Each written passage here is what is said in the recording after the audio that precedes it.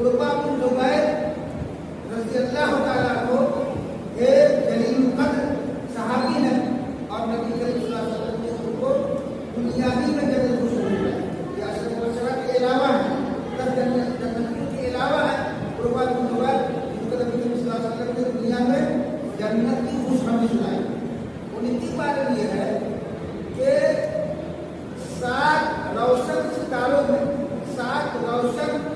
نیک اور عبقری صحابیوں میں ایک عروہ بن زبیر رضی اللہ تعالیٰ عنہ، 7 سیارہ میں ایک یہ بھی ہے عروہ بن زبیر۔ ان کی بات یہ ہے کہ آپ ایک سفر میں نکلے، آپ نے رہتے سفر باندھا اور سفر کرتے ہوئے دمشق پہنچے۔ دمشق پہنچنے کے بعد وہ ایک بیماری میں مبتلا ہو گئے۔ عروہ بن زبیر ایک بیماری میں مبتلا ہو گئے اور ایسی مہلک بیماری، ایسی خطرناک جان لیوا بیماری کہ اگر وہ پیر میں ہو جائے تو بڑھتا بڑھتا پورے جسم کو لے لے، پورے سر تک پہنچ جائے، پورا جسم کو مطلب گھیرے میں لے لے، ایسی بیماری میں مبتلا ہوئے۔ ڈاکٹروں کی ٹیم بلائی گئی اور اس بیماری اس وبا کی جانچ کی گئی تو ڈاکٹر نے یہ کہا کہ ابھی ابتدا میں ابتدائی مرحلے میں ہے، ان کے پیر کاٹنا پڑے گا،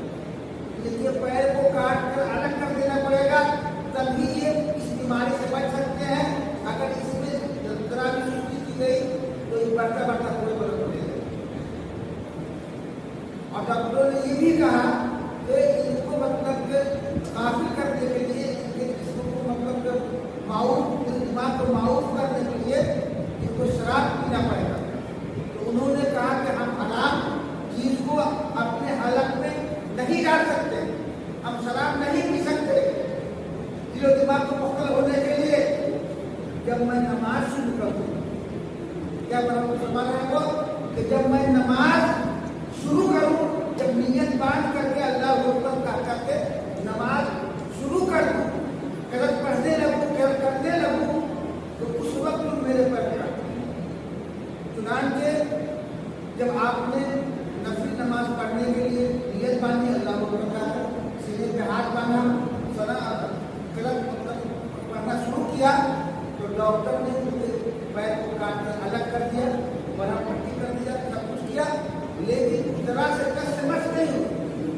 مفت نہیں کی یا سستی بھی نہیں آئی۔ اس طرح نماز ایسے غرق ہوئے، ایسے ڈوبے، ایسا خشوع و تذلل، ایسا خشوع و خضوع کہ نماز میں ایسے غرق ہوئے اور نیت نماز باندھی تو ان کا پیر کٹ گیا، آپریشن ہوا، مرہم پٹی کی گئی، لیکن تو یہ جو عروہ بن زبیر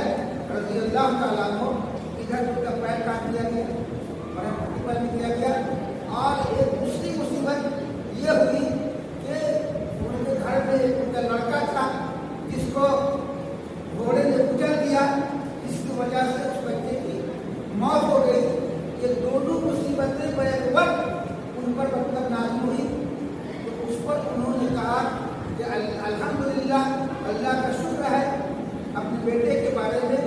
کہ یہ تیری امانت تھی اور تم نے لے لیا، اے اللہ تم نے دیا تھا اور تم نے لے لیا،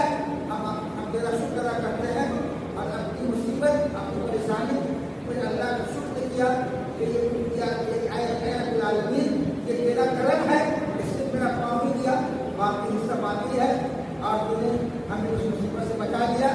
کسی کو پیر کیا میرا۔ اس طرح سے صاحب و ذاکر اور ایسے نمازی کہ نماز میں جب غرق ہوئے اور ان کا پیر کٹ گیا